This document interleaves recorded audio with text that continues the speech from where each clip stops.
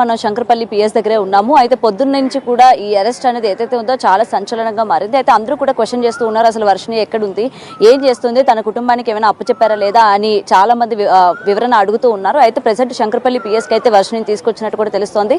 అయితే Varshini present CI గారి ఆధ్వర్యంలోనే ఉంది. అయితే తను ఇక్కడ నుంచి మంగళగిరి పోలీస్ స్టేషన్ దగ్గరికి, అంటే ఆల్రెడీ మంగళగిరిలో కేసులు కూడా నమోదైనాయి కాబట్టి అయితే మంగళగిరికి తీసుకువెళ్ళిన తర్వాత అక్కడ వాళ్ళ పేరెంట్స్కి అప్పచెప్తారా లేకపోతే ఇక్కడే అప్పచెప్తారా అనే దానిపైన కూడా ఇంకా క్లియరెన్స్ రాలేదు. అండ్ రీహాబిటేషన్ సెంటర్ అంటారా, అండ్ ఇప్పటి నుంచి కూడా అమ్మాయి కొంచెం మానసిక పరిస్థితి సరిగా లేకపోవడం కావచ్చు, లేకపోతే నేను శ్రీనివాస్ దగ్గరే వెళ్తాను లేకపోతే శ్రీనివాస్తో ఉంటానని మాట్లాడి మాట తీరు కావచ్చు, ప్రతిదీ కూడా నిజంగా అమ్మాయికి కొంచెం ట్రీట్మెంట్ అనేది అందజేయాలి. సో పోలీసుల ఆధ్వర్యంలోనే ఉంచి ఆ రీహాబిటేషన్ సెంటర్కి తీసుకెళ్లి కొంచెం క్లియర్ చేసి తీసుకురండి అని చెప్పి కూడా ఇక్కడ వాళ్ళ పేరెంట్స్ కూడా రిక్వెస్ట్ చేస్తున్న పరిస్థితి కనిపిస్తుంది. సో ఏదేమైనా సరే సో నిజంగా తనని అక్కడ మంగళగిరి తీసుకెళ్తారా లేకపోతే ఇక్కడి నుంచే వీళ్ళతో పాటు పంపిస్తారా అన్న విషయాలు కూడా ఇంకా తెలియాల్సి ఉంది. అయితే ప్రెసెంట్ మనతో పాటు విష్ణు కూడా ఉన్నారు. మరి విష్ణు పోలీసుల్ని ఏం డిమాండ్ చేశారు ఏంటి అనేది కూడా ఒకసారి అడుగుదాము. విష్ణు గారు, మీరు పొద్దు నుంచి కూడా వర్షిణితోనే ఉన్నారు కాబట్టి పోలీసులతో మీరేం మాట్లాడారు, పోలీసులు ఏం వివరణ ఇచ్చారు? పొద్దున్న 7 గంటలకు వచ్చామండి మేము. 7 గంటలకు ఫస్ట్ మొకిలా పోలీస్ స్టేషన్కి వెళ్ళాం. మొకిలా నుంచి మళ్ళీ ఇంకొక పోలీస్ స్టేషన్కి తీసుకెళ్లారు. మళ్ళీ అక్కడి నుంచి మేము క్యాబ్ బుక్ చేసుకొని మళ్ళీ ఈ పోలీస్ స్టేషన్కి వచ్చాం. ఈ పోలీస్ స్టేషన్కి వచ్చింది కానీ మాకు ఎటువంటి రిప్లై ఇవ్వలేదు. లోపలికి వెళ్ళినా కూడా బయటకు వచ్చి అన్నారు, ఇక మమ్మల్ని ఏం పట్టించుకోవట్లేదు. ఇందాక నేను గట్టిగా లోపలికి వెళ్ళి అడిగితే ఆ అమ్మాయికి ఇష్టం లేదు మీతో రావడం, ఆ అమ్మాయిని మేము ఇలా రీహాబిలేషన్ సెంటర్కి అలా పంపిస్తామని మాట్లాడారు. నేను ఆల్రెడీ మరి మంగళగిరి పిఎస్లో కేసు ఉందండి, మేము అక్కడ మాకు దగ్గరలో ఉన్న గుంటూరు జిల్లాలో వేయించుకుంటాము, ఇది రంగారెడ్డి జిల్లా కాబట్టి తెలంగాణ కిందకి వస్తుంది కాబట్టి మాకు కొద్దిగా ఇబ్బందిగా ఉంటుంది, మా పిల్ల మా సొంత ఊర్లలో అక్కడ దగ్గరలో మేము చేయించుకుంటాము, మా పోలీసులతో మేము మాట్లాడి చేయించుకుంటామండి అన్న. అంటే ఆయన చాలా రాష్గా చెప్పేశాడు, ఎన్నో కుదరలేండి మీరు వెళ్ళిపోండి, మా పని మేము చేస్తామన్నారు. నేను ఆ తర్వాత అందరికీ చెప్పడం జరిగింది, వాళ్ళ అమ్మ నాన్న వాళ్ళ అన్నయ్యని అందరినీ పిలిపించి విషయం చెప్పడం జరిగింది.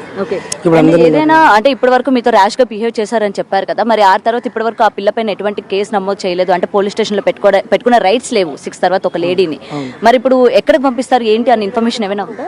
లేదండి, ఇప్పుడే మాటలు జరుగుతున్నాయి లోపల, ఏంటనేది ఒక 10 నిమిషాల్లో తెలిసిద్దని అనుకుంటున్నాను. మీరు వర్షిణితో మాట్లాడారా? ఒక్కసారి మాట్లాడాను, తను కూడా చాలా ర్యాష్ గా బిహేవ్ చేస్తుంది. అంటే మిమ్మల్ని కొట్టే ప్రయత్నం తిట్టడమే చేస్తుంది, కొద్దిగా బూతులు కూడా వాడుతుంది గట్టిగానే. ఏంటంటే ఆ మందుల ప్రభావం కొద్దిగా ఉంటుంది కదండి, కొద్దిగా వాళ్ళ వల్ల వచ్చిన సమస్యలు ఉంటాయి కదా, ఆ సమస్యలతోనే తను బాగా నలిగిపోయింది. కాళ్ళకి చెప్పులు వేసుకోకపోవడం వల్ల కాళ్ళు పాడైపోయినాయి, ఫేస్ పాడైపోయింది, మొత్తం బాడీ పాడైపోయింది. మొత్తం వర్షిణి ఇంతకు ముందులా లేదండి, మాక్సిమం 6 months అబవ్ పడుతుంది. మళ్ళీ అమ్మాయి మనిషిగా మారాలన్నా అంతకుముందున్న వర్షంలాగా తయారవ్వాలన్నా 6 నెలలు పడుతుంది. అంటే ఏ విధంగా ఉంది, మీరు దగ్గర నుంచి చూసారు కాబట్టి ఇంతకు ముందు ఉన్నంత ఆ చామదంతా లేదంటున్నారు, అమ్మాయి నీరసంగా ఉందా, అంటే తిండి తినలేని వాళ్ళు ఎలా ఉంటారో అలా ఉందా, లేకపోతే మీకు ఏమైనా తేడా కనిపించిందా అమ్మాయి ఫేస్? నేనైతే బాలకృష్ణ గారు, మన కాశీ బాలకృష్ణ గారు చెప్పిన దాన్ని నేను ఏకీభవిస్తాను. ఫస్ట్ నుంచి మందు పెట్టారని అనుకోండి, ఎందుకంటే ఒక మనిషి ఉన్నట్టుండి తగ్గిపోడు, రోజు అదే అన్నం తింటాడు, రోజు అలాగే ఉంటున్నాం, రోజు అవే ఉంటున్నాయి, ఉన్నటువంటి మనిషి బరువు తగ్గిపోయింది, ఉన్నటువంటి సన్నగా పీలగా తయారవుతుంది. ఈ కదా ఆ బాడీ ఇన్ఫెక్షన్స్ తేడాగా ఉన్నాయి. సో నీకు అది ఫిక్స్ అయిపోయినాను, ఇంకా తను ప్రాబ్లంలో ఉంది. సో ఇలాగా ఓకే. సో ఇప్పుడు మీకు 6 గంటల తర్వాత ఏమైనా మీకు కానీ అందజేస్తే మీరు మంగళగిరి తీసుకువెళ్ళి తన రీహాబిటేషన్ సెంటర్కి ఏమైనా జాయిన్ చేస్తారు? ఫస్ట్ అనేది ముందు పిఎస్కి తీసుకెళ్ళాలండి, పిఎస్కి తీసుకెళ్ళి అక్కడ ముందు సార్తో మాట్లాడించి అక్కడ రీహాబిలేషన్ సెంటర్ వాళ్ళు రాస్తే అది రాపించుకోవడం, లేదంటే కనుక మానసిక వైద్యశాలకి రాస్తే అక్కడికి తీసుకెళ్ళడం. అక్కడికి వెళ్ళిన తర్వాత దాన్ని బట్టి చేస్తాను. సో ఇంకా శ్రీనివాసే కావాలంటుందా? ఇప్పటికీ వాళ్ళ అన్నయ్యతో మాట్లాడిందంట, నేను వాడితోనే ఉంటాను. శ్రీనివాస్ వాళ్ళ అన్నయ్యతోనా? లేదండి, మన వర్షి వాళ్ళ అన్నయ్య ఉన్నాడు కదా, హర్ష ఉన్నాడు కదా, హర్షతో మాట్లాడింది. నాకు వాడే కావాలి, మళ్ళీ వాడు 10 రోజులు బయటకు వస్తా అని చెప్పాడు నాకు, నేను వాడితోనే ఉంటాను, నాకు మీరు ఎవరు అక్కర్లేదు, నాకు చెప్పే వెళ్ళాడు అన్ని, మీతో కూడా ఉండద్దని చెప్పాడంట అని చెప్పి వెళ్ళాడంట. 10 రోజుల్లో వస్తాడని శ్రీనివాసే కన్ఫర్మ్ చేసేసుకున్నాడు. 10 రోజుల్లో అన్ని ఆయన కన్ఫర్మ్ చేశాడు కదండి మొదటి నుంచి కూడాను పోలీసులతో. కానీ ఇప్పుడంటే అందరు కళ్ళు తెరిచారు కాబట్టి ఓకే, అంతకు ముందు ఇలా లేదు. ఇప్పుడు డిపార్ట్మెంట్ కూడా గట్టిగా మాట్లాడుతుంది, ఒకప్పుడు ఎవరు ఇలా లేరు, కనీసం కేసు కూడా తీసుకోలేదు ఎక్కడ. మేము అంతకుముందు షామీర్పేట వెళ్ళినప్పుడు అయితే ఎవరు పట్టించుకోలే. ఇదే కేసు నిజంగా షామీర్పేటలో అదే 45 రోజుల క్రితం సార్ పట్టించుకుని ఉంటే అక్కడే అయిపోయేది. వాళ్ళ అమ్మ నాన్న పిలవండి అని చెప్పి ఆయన పిలిచి కొద్దిగా కౌన్సిలింగ్ ఇస్తే అయిపోయేది. కానీ ఈ కేసు మా ప్రతి కింద రాదని ఆయన బయటికి పంపించేశారు. ఆయన రూల్స్ మాట్లాడారు, కానీ ఇక్కడ ఒక ఆడపిల్ల జీవితం నాశనం అయిపోతూ వచ్చింది. ఈరోజు చూస్తే మీరు చూస్తున్నారు కదా, పెళ్లి పేరెంటాలని, వాళ్ళ శోభనాలని, పిల్లలని, ఏంటి చండాలం అంతా. నిజంగా 2 రాష్ట్రాలు వీళ్ళకి చచ్చిపోతున్నారండి.